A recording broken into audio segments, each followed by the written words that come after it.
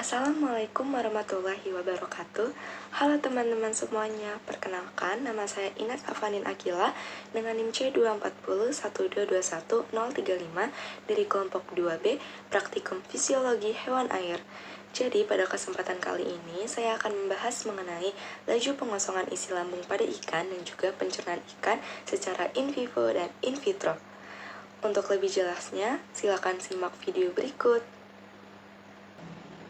Nah, yang pertama kita akan masuk pada penjelasan mengenai fungsi lambung. Lambung pada ikan itu berfungsi sebagai tempat untuk menampung dan juga mencerna makanan. Berdasarkan bentuk anatomisnya, terdapat beberapa tipe lambung pada ikan. Yang pertama, itu adalah lambung yang berbentuk memanjang yang biasanya ditemukan pada ikan karnivora sejati. Lambung jenis ini memungkinkan penyimpanan dan juga pencernaan makanan yang berupa daging dengan efisien. Yang kedua adalah lambung berbentuk kantung yang umumnya dijumpai pada ikan golongan Chondrichthyes dan juga kebanyakan ikan Teleostei omnivora. Lambung berbentuk kantung ini dapat menampung berbagai jenis makanan, baik daging maupun tumbuhan, dan menyediakan ruang yang cukup untuk proses pencernaan. Yang ketiga, itu adalah lambung kaeka yang terdapat pada jenis ikan seperti Polypterus, Amia, dan Anguilla. Nah, bentuk lambung ini memiliki karakteristik yang unik sesuai dengan kebutuhan dan juga pencernaan dari masing-masing spesies ikan. Lalu, bagaimana dengan ikan herbivora? Apakah ikan herbivora memiliki lambung? Nah, begini teman-teman, ikan herbivora tidak memiliki lambung sejati yang sebagai gantinya, usus bagian depan mereka membesar membentuk struktur yang dikenal sebagai lambung palsu. Nah, struktur ini berfungsi untuk menampung makanan yang mereka makan dan memulai proses pencernaan. Lambung palsu ini dapat membantu ikan herbivora dalam mengolah makanan yang sebagian besar terdiri dari bahan tumbuhan, yang pastinya itu memerlukan waktu dan juga enzim pencernaan yang khusus untuk diuraikan. Nah, jadi secara keseluruhan, variasi dalam bentuk dan juga struktur lambung pada ikan itu mencerminkan adaptasi terhadap jenis makanan yang dikonsumsi dan memastikan bahwa setiap jenis ikan itu dapat mencerna makanannya dengan cara yang paling efektif. Kemudian kita akan masuk pada pengertian dari laju pengosongan isi lambung. Laju pengosongan isi lambung adalah waktu yang diperlukan bagi makanan yang telah ditelan oleh ikan untuk diproses di dalam lambung, yang dimana hal tersebut akan dikirim ke usus, dan nutrisi yang terkandung di dalam makanan tersebut itu dapat diserap dan digunakan oleh tubuh ikan. Seperti itu. Kemudian terdapat beberapa faktor yang dapat mempengaruhi laju pengosongan isi lambung pada ikan. Menurut Firdaus et al. 2023, terdapat beberapa faktor yang mempengaruhi diantaranya seperti suhu, salinitas, jenis pakan, seperti jumlah dan kandungan makanan yang diberikan, dan yang terakhir ada oksigen terlarut. Nah, suhu itu dapat menjadi faktor yang mempengaruhi dari laju pengosongan isi lambung pada ikan. Hal ini disebabkan karena suhu air itu memiliki dampak langsung pada metabolisme dan juga aktivitas ikan. Suhu yang tinggi itu cenderung meningkatkan metabolisme ikan yang pada gilirannya itu dapat mempengaruhi dari pola dan pencernaan makanan mereka. Perubahan suhu itu juga dapat berdampak pada distribusi dan juga kelimpahan plankton, yang dimana plankton ini merupakan salah satu sumber makanan utama bagi sebagian besar ikan. Sebagai akibatnya, perubahan suhu air itu dapat mempengaruhi pola makan dan juga jumlah makanan yang dikonsumsi oleh ikan, yang pada gilirannya juga dapat mempengaruhi isi lambung mereka. Jadi dengan demikian, fluktuasi atau perubahan suhu air itu dapat berpotensi dalam mempengaruhi proses pencernaan dan juga laju pengosongan isi lambung ikan secara keseluruhan. Kemudian pengaruh salinitas. Salinitas juga merupakan faktor yang berpengaruh terhadap laju pengosongan isi lambung pada ikan. Hal ini dapat disebabkan karena antara ikan air tawar dan ikan air laut itu memiliki toleransi yang berbeda terhadap salinitas air, yang dimana perubahan salinitas ini dapat mempengaruhi dari distribusi plankton dan juga organisme lain yang menjadi makanan bagi ikan. Salinitas yang rendah atau salinitas yang tinggi itu dapat mempengaruhi dari fungsi pencernaan dan juga penyerapan nutrisi pada ikan, yang pada akhirnya itu dapat mempengaruhi dari isi lambung mereka. Misalnya, perubahan salinitas yang signifikan itu dapat mengganggu keseimbangan dari elektrolit dalam tubuh ikan yang mempengaruhi kinerja sistem pencernaan mereka.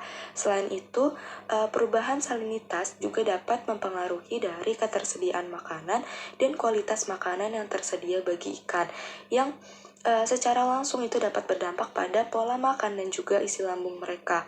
Oleh karena itu, salinitas merupakan faktor lingkungan yang penting dalam mempengaruhi proses pencernaan dan juga kesejahteraan ikan secara keseluruhan. Kemudian ada jenis pakan. Nah, jenis pakan yang diberikan kepada ikan itu sangat mempengaruhi dari laju pengosongan isi lambung dan juga kondisi pencernaan ikan secara keseluruhan. Pakan alami seperti plankton dan juga ikan-ikan kecil itu biasanya akan kaya nutrisi seimbang yang mudah dicerna oleh ikan sehingga dapat mempercepat dari proses pengosongan isi lambung. Nutrisi yang terkandung di dalam pakan alami itu umumnya sesuai dengan kebutuhan biologis ikan yang memungkinkan enzim pencernaan itu dapat bekerja lebih efektif. Selain itu, struktur fisik pakan alami yang lebih mudah diuraikan itu juga ikut mendukung dari kelancaran pencernaan. Nah, di sisi lain, pakan buatan seperti pelet pakan itu memiliki komposisi yang berbeda dan seringkali mengandung bahan tambahan dan juga pengawet serta serat atau bahan pengisi yang lebih tinggi. Nah, pelet pakan itu juga cenderung lebih padat dan memerlukan waktu lebih lama untuk dipecahkan oleh enzim pencernaan, sehingga hal tersebut dapat memperlambat laju pengosongan isi lambung. Kemudian ikan yang terbiasa dengan pakan alami itu mungkin memerlukan waktu untuk beradaptasi dengan pakan buatan yang dapat mempengaruhi dari efisiensi pencernaan mereka. Oleh karena itu, pemilihan jenis pakan dan yang tepat dan juga seimbang itu sangat penting untuk memastikan bahwa kesehatan optimal dan juga kelancaran dari proses pencernaan pada ikan. Kemudian ada oksigen terlarut yang juga merupakan faktor yang berpengaruh terhadap laju pengosongan isi lambung pada ikan. Nah, ketersediaan oksigen di lingkungan air itu sangat penting bagi kehidupan ikan, karena oksigen itu diperlukan untuk proses respirasi yang vital. Kadar oksigen yang rendah di dalam air itu dapat menyebabkan stres pada ikan dan mempengaruhi juga terhadap kemampuan mereka dalam mencerna makanannya dengan efisien. Hal ini disebabkan karena proses pencernaan itu membutuhkan energi yang cukup dan apabila kekurangan oksigen itu dapat mengganggu metabolisme ikan secara keseluruhan. Dampaknya ikan mungkin tidak makan dengan baik atau mereka tidak mencerna makanan sepenuhnya saat lingkungan air memiliki kadar oksigen yang rendah. Sebagai akibatnya hal ini dapat mempengaruhi dari isi lambung ikan, yang dimana makanan yang tidak dicerna dengan baik itu dapat menyebabkan penumpukan makanan yang tidak tercerna di dalam lambung. Oleh karena itu, ketersediaan oksigen yang cukup di dalam lingkungan perairan itu sangat penting untuk memastikan proses pencernaan yang efisien dan juga kesejahteraan umum bagi ikan. Selanjutnya ada nilai ISC atau Index of Stomach Content.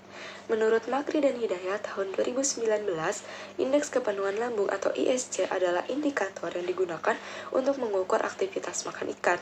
Nilai indeks kepenuhan lambung itu dapat dihitung dengan cara membandingkan antara berat isi lambung dengan berat total dari tubuh ikan.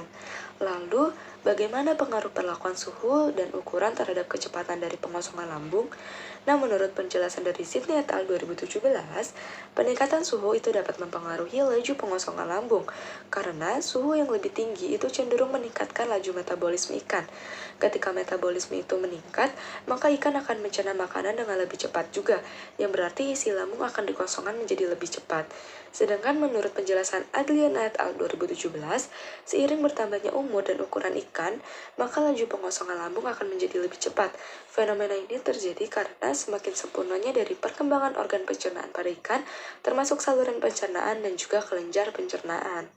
Nah, kemudian pada saat ikan tumbuh dan bertambah umurnya, maka sistem pencernaan mereka juga akan mengalami perkembangan yang signifikan, yang dimana saluran pencernaan seperti lambung dan usus akan menjadi lebih besar dan lebih efisien dalam memproses makanan. Selain itu, kelenjar-kelenjar pencernaan yang menghasilkan enzim-enzim penting untuk proses pencernaan juga berkembang dan berfungsi dengan lebih baik seiring waktu. Akibatnya, proses pencernaan makanan menjadi lebih efisien dan juga lebih cepat, yang tercermin dalam laju pengosongan lambung yang lebih cepat pada ikan dewasa, dengan ukuran yang lebih besar. Oleh karena itu, semakin sempurnanya dari perkembangan organ pencernaan dapat menjadi faktor utama yang mempengaruhi dari percepatan laju pengosongan lambung, seiring bertambahnya umur dan juga ukuran ikan. Selanjutnya adalah pencernaan in vivo dan in vitro. Pencernaan adalah proses di mana makanan diuraikan menjadi bentuk yang lebih sederhana melalui mekanisme fisik dan juga kimiawi. Enzim adalah salah satu komponen penting dalam proses pencernaan. Enzim merupakan katalisator biologis yang membantu dalam mempercepat proses biokimia yang menguraikan bahan makanan.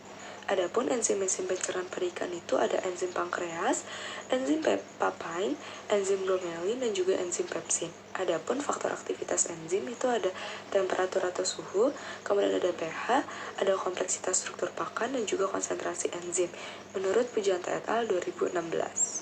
Lalu, apa sih pencernaan in vivo dan in vitro itu? Nah, pencernaan in vivo itu dilakukan untuk memahami bagaimana proses pencernaan yang terjadi secara alami pada ikan, termasuk interaksi antara enzim dan juga substrat, serta pengaruh lingkungan dan faktor lainnya pada pencernaan. Sebaliknya, pencernaan in vitro itu dilakukan untuk mempelajari bagaimana proses pencernaan secara kimiawi tanpa adanya interaksi langsung dengan lingkungan. Sekian penjelasan dari saya. Wassalamualaikum warahmatullahi wabarakatuh.